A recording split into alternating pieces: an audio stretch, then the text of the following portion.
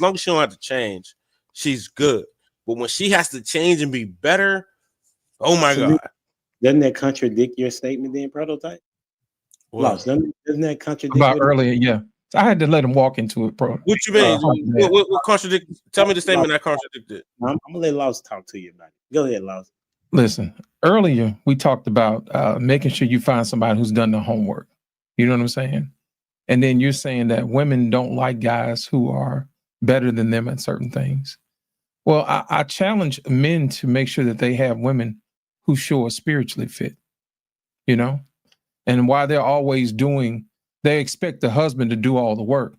And I like your analogy, but I'll give you one even better.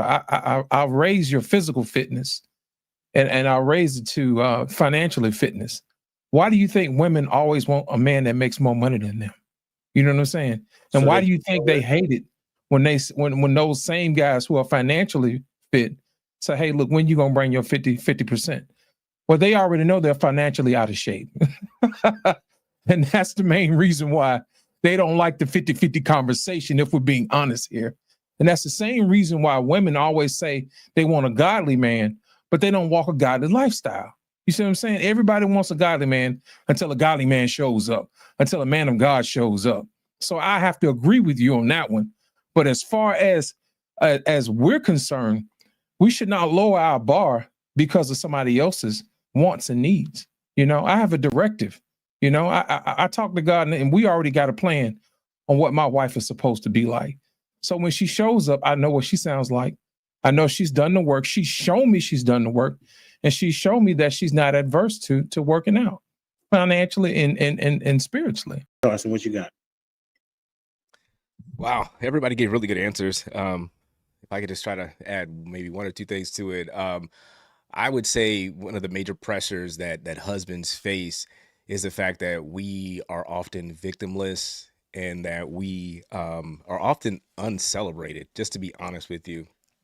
And I'm saying that because let's take it, unfortunately, from like a negative aspect. Let's say a man and a woman break up or whatever, 99% of the time, the man is seen as the victor and the woman is seen as the victim. People will immediately exonerate the woman and say, what did he do to you?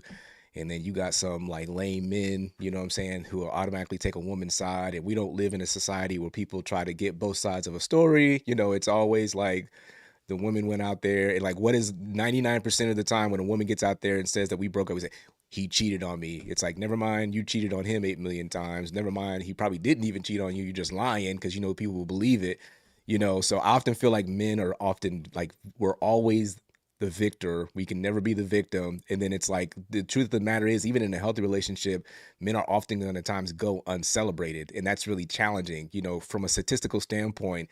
Like the most celebrated holiday in American culture is Christmas. The second most celebrated holiday, Mother's Day.